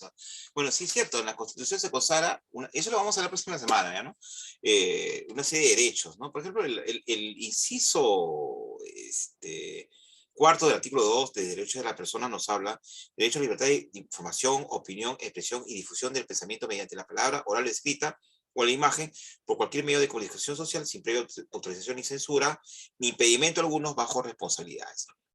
Los delitos cometidos por medio del libro, la prensa y demás medios de comunicación social se tipifican en el Código Penal y se juzgan en el fuero común. Entonces, la prensa sirve, obviamente, para que los ciudadanos conozcan y seamos vigilantes, se denuncien determinadas actuaciones y se puedan ser investigados y para que el Ministerio Público tome la noticia criminis y pueda iniciar la investigación de oficio. Entonces, es importante una prensa, una unidad de investigación que revele estos actos o supuestos actos de corrupción. Muy bien, entonces hay que estar vigilantes, Sí, la última intervención, más bien le rogaría porque ya estamos con la hora. Una última y pequeña crítica nomás, doctor. Adelante. ¿Quién? ¿Luz, creo? Soy Kelly. Kelly, adelante, Kelly. Ya, Veo que hay mucha dama, le felicito, ¿ah? Hay que incluir más a las mujeres en todos los ámbitos. Estaba escuchando las opiniones de mis compañeros y me agrada mucho que, bueno, tengan una opinión muy contraria, ¿no? Bueno, yo tengo mi propia crítica. Bien, los periodistas, como bien sabemos, también tienen derechos, como todos, cada uno de nosotros, tanto políticos, porque todos somos personas, todos somos personas naturales y que tenemos los derechos fundamentales, y etcétera, y se debe respetar. Ahora, el tema de la prensa. Conste, la prensa tampoco dice la verdad. Ya. Y muchas veces se vulnera cada derecho que nosotros tenemos. ¿Por qué? ¿Por qué lo digo? Si bien sabemos, en el derecho se viene a decir a una persona culpable o cuando es sentenciada, más no cuando está investigada. Y ellos ya lo tildan de una manera como si fuera culpable. Mientras tanto, recién está investigando la situación. Exactamente. Y ellos también tienen que tener en cuenta que si van a hablar de un tema muy controvertido, tienen que saber de leyes. Tienen que saber el proceso. Porque si vamos a hablar por hablar, estamos vulnerando los derechos de las personas. Es cierto. Eso también se tiene que sancionar. Gracias, doctor. Gracias, Kelly. Muy buen aporte. Felicito a todas las damas presentes y eso es importante. Es cierto, el Tribunal Constitucional sacó una sentencia, por ejemplo, en la cual prohibía que los detenidos sean exhibidos con chalecos de detenidos en los medios de comunicación. Lamentablemente, aquí hay un principio de presunción de inocencia, ¿no? Todos somos inocentes mientras no se demuestre lo contrario, o sea, no se demuestre la culpabilidad en un proceso judicial tramitado con las garantías del debido proceso. Entonces, el hecho de que sea cualquier criminal o presunto criminal que lo saquen con nombre y apellidos, muestren sus rostros y se indique que son culpables, me parece que hay un exceso de la prensa. Bien nos dijo Kelly, y eso también debería ser, digamos, restringido o normado, ¿no? Entonces, también, y es cierto, sin que el Poder Judicial haya condenado a alguien, ya la prensa ya lo condenó. ¿Y qué pasa si esa persona más adelante es inocente o declara inocente, absuelta? Ya le mancharon su honra y su reputación. Yo creo que ahí también se podría normar el ejercicio de la libertad de expresión. Y es muy importante el aporte de que, bueno, vamos a ver si en el chat hay alguna intervención. Bueno, si lo dice alguien, sí, ya casi estamos cerrando. La última. Ya, no, solamente para acotar en cuanto a lo que sería en casos de flagrancia, ¿no? Ajá. Que ahí sí se tiene la certeza de que esa persona haya cometido. Ni eso. Porque toda persona tiene que ser sometida a un debido proceso con las garantías. Y nos dice Alfredo, la pregunta es si la prensa informa o desinforma. Habría que ver qué tipo de prensa y habría que cada uno ser críticos de la información que se nos proporciona. Muy bien, gracias, gracias a todos ustedes por su participación, gracias a nuestra ilustre institución, y es ¿no? ¿no? Y nos estamos viendo en la próxima clase, el próximo jueves. Más bien el próximo jueves comenzaríamos, voy a coordinar con los señores de la institución, 7:30, porque tengo otro evento académico con el Colegio de Abogados de Arequipa. Entonces comenzaríamos minutos, si ustedes no tienen inconveniente, o 7:15, 7:20 podríamos comenzar. Sí, muchas gracias por su participación. y nos estamos viendo, y gracias por su, sí, me encanta su participación de todos ustedes, que sí se construye las ideas, y nos estamos viendo en la próxima clase. Gracias, señorita coordinadora, y nos estamos viendo. Muchas gracias, cuídense mucho, buenas A noches. usted, doctor, muchas gracias. Buena exposición. Gracias.